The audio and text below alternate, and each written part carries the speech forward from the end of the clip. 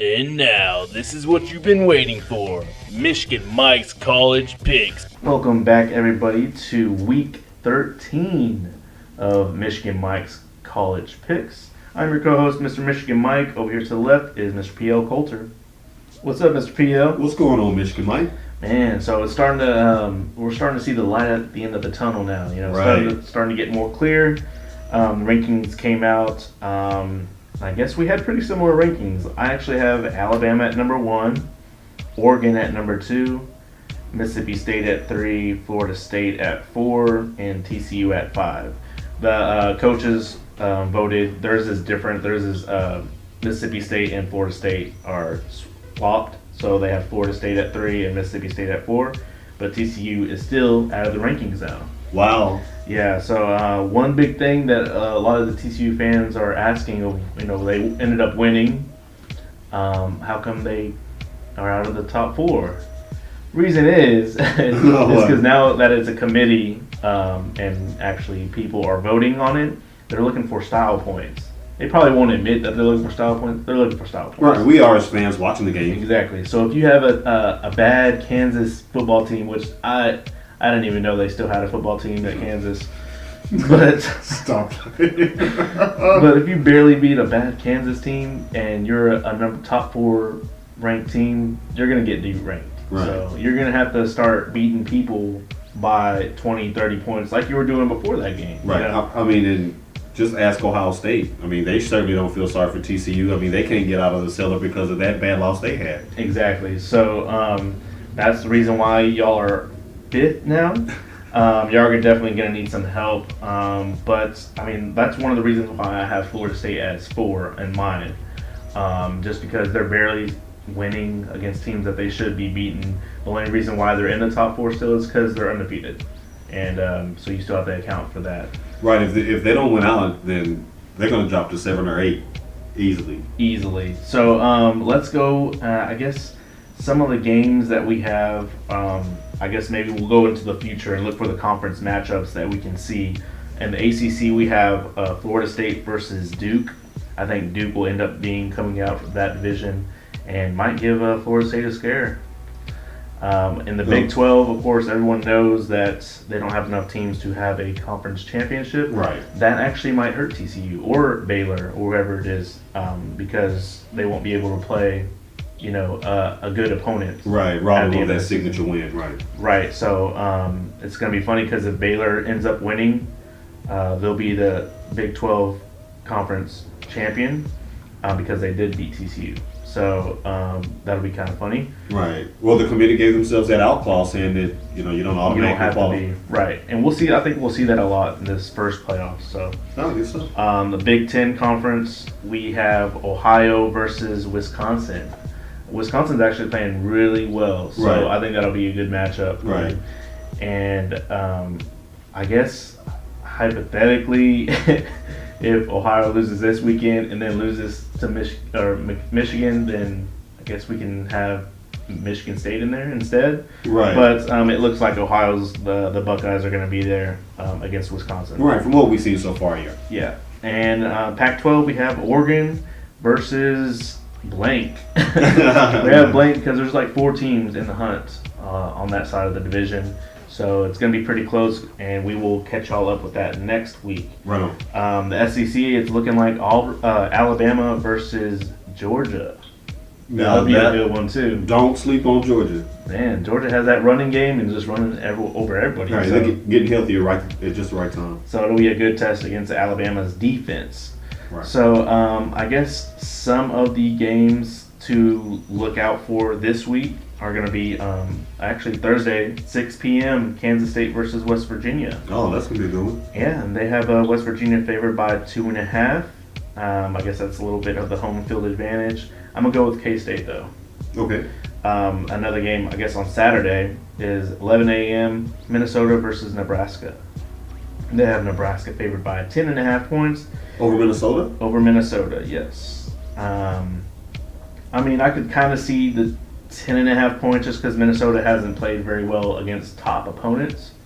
So I'm going to have to agree and go with Nebraska as well. All right. At 2:30, we have Arizona versus Utah. We actually get to watch a Pac-12 game. Right, we can actually carry this week. Yeah, it's at 2:30, so we'll be able to see how the Pac-12 fares. And actually, these are two high-power offenses. All right. And so if you like watching offense, definitely catch that game. So we actually talked about some quarterbacks. We discussed this, and we wanted to bring it to the table. We want to give you a list of top 5 quarterbacks, college quarterbacks that we see entering the NFL draft and being a good NFL draft or NFL quarterback. Right. So, Paul, if you will do the honors, go first. All right. Now, am I counting this 1 to 5 or 5 to 1? How you? 5 to 1. Yeah. All right. Coming in at number 5 will be Marcus Mariota, and quarterback out of Oregon. I like his size, like his speed, but I'm a little concerned about him being a system QB. Like Oregon puts out a lot of system quarterbacks there. Number 4 will be Bryce Petty, Baylor quarterback, 6'3", 230 pounds. I like his size as well. He can make all of the NFL throws, but I'm a little worried about the system as well. RG3 was lights out until they kind of caught up to him as well. Number 3, Brett Hundley, UCLA quarterback.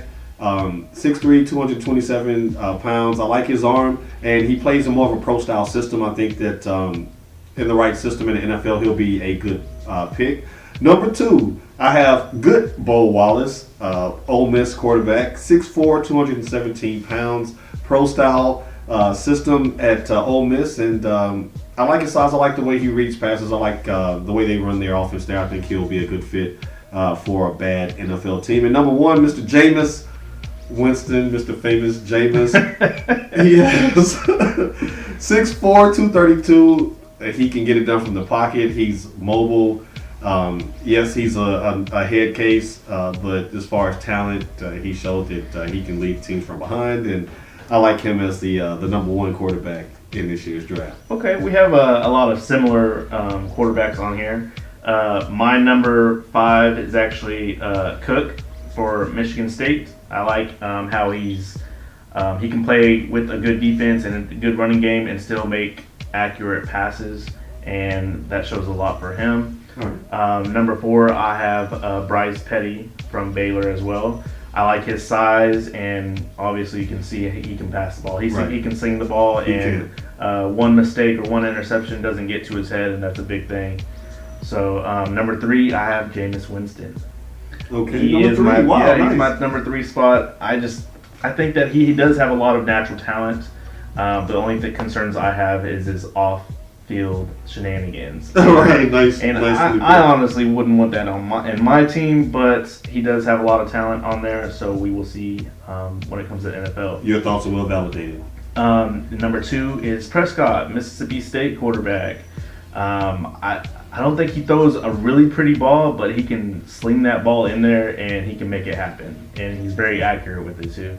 I know that he didn't show that against Alabama, but that's one game, and it is Alabama's defense. So, and my number 1 spot is Marcus Mariota. So I like his size.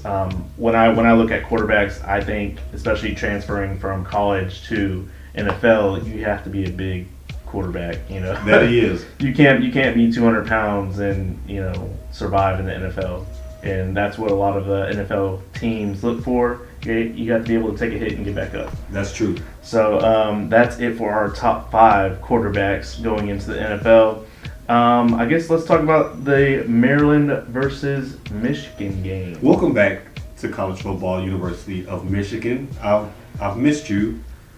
Man, even with the losing record, I missed that team. Yes, we have been winning. We have a little win streak going right now. Don't stop the music. And I think our fan base and our students are alive and well.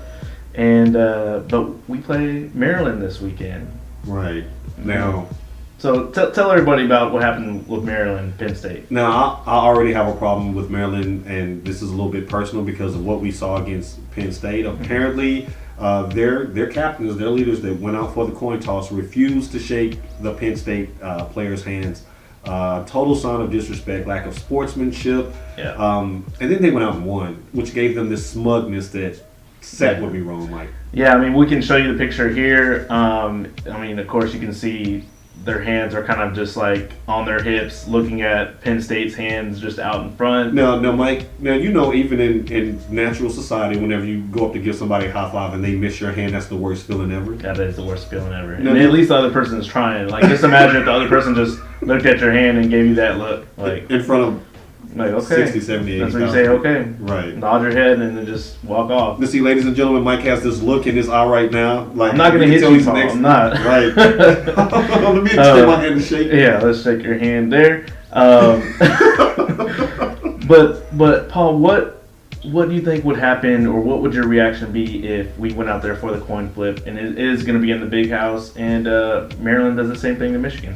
Well, I mean, that even hit hard to say if Maryland did that to Michigan, which, I mean, could happen. It looks like they're trying to make a name for themselves in this conference. That's already. A bad name, though. It's an awful name. And that's like an Ohio name. Like, you don't want to be them.